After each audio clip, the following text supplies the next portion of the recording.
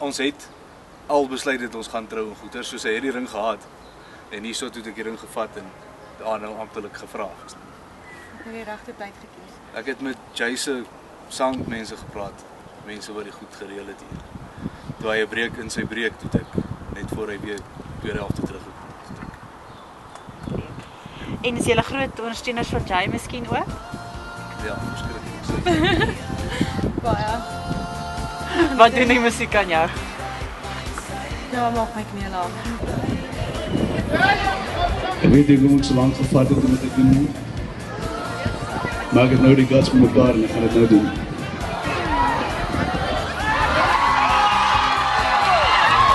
Sal jy asseblief my terug?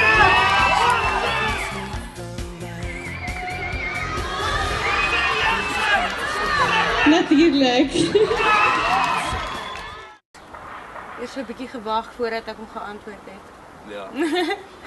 Net om 'n bietjie, jy weet, sy knie ook lam maak. Hoekom het jy die Vrystaatstadion gekies om vir jou verloofde om my hand te vra? Het was nie regtig beplan gewees, hoor. My maale weet nog nie eers nie. Ja. So jy het tegnies nog die ouers gevra nie? Nee. Okay. En môre as dit in die koerant is, waar bly hulle? Nee, in Bloemfontein. Ek dink ek maar die koerant koop en na my pa toe gaan, jy weet. Met 'n chocolate of 'n ding. Ja. En troudatum? Nee, nog nie regtig besluit. Volgende jaar Oktober, 6 jaar. En waar het julle mekaar ontmoet? Dis nog 'n van die storie. Ag, in Stones. My vriendin was eintlik agterman gewees. Snaaks dink sy is nog steeds vriendinne.